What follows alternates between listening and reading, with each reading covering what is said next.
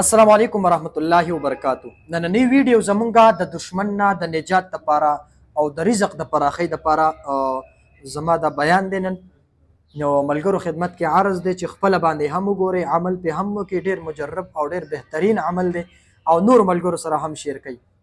راځم خپلې خبرې لا که څوک وایي چې ما ته د دشمن نه ډېر زیات تکلیف دی، ما ته درد راکوي، ما ته چې کوم دی په ما سحر کوي، تعویزات کوي، جنات دا شی نه په ما باندې کوي، قاري صاحب څه عمل راته وښایي. دې باره کې رانه ډېر خلک تپوس کوي. نو ډېر بهترین او ډېر آسان عمل دی. او یا که د رزق تنګي وي په چا باندې نو دا عمل شروع کوي. نو ډېر بهترین او مجرب عمل دی. انشاءالله چې الله جل شانه به ستاسو هر قسم مدد ته هغه چې کوم دی کوي. عمل ډېر آسان دی جي. د لإیلاف قریش صورت چې کوم دی د دې ډېر برکت دی، ډېر فضایل دي، چونکې رمضان هم را روان دی. که څوک هم دا غواړي چې ما ته د دشمن تکلیف نه را رسوي، ما باندې څوک سحر جادو نه کوي، که څوک را باندې کوي چې په ما باندې اثر نه کوي، د هغې دپاره یو بهترین عمل دی. او یا د رزق د تنسۍ دپاره چې رزق مې پراخه شي، نو د هغې دپاره هم دا عمل ډېر بهترین او مجرب عمل دی.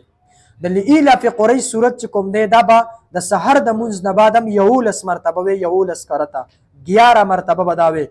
لإیلاف قریش دا صورت دی چې کله را ورسوي اطعمهم من جوع ته را ورسوي، نو په دغه ځای کې به ځان له د رزق د پراخۍ دپاره په سوچ کې راولي چې الله پاکه زما رزق فراخه کړي. دا به په خپل سوچ ذهن کې راولي. خو چې کله تاسو بیا ورسئ وآمنهم من خوف ته ورسئ، په دغه ځای کې به بیا د دشمن نه د نجات دپاره ځان دپاره دعا غواړي. سوچ کې به راولي یا رب کریمه ما ته دشمن تکلیف را رسوي، ما ته درد را رسوي، یا رب کریمه ما ته محفوظه کړي. نو ډېر مجرب عمل دی. په خپله وکړئ، ټرای کړئ، انشاءالله چې باقاعده به تاسو ته اندازه وشي.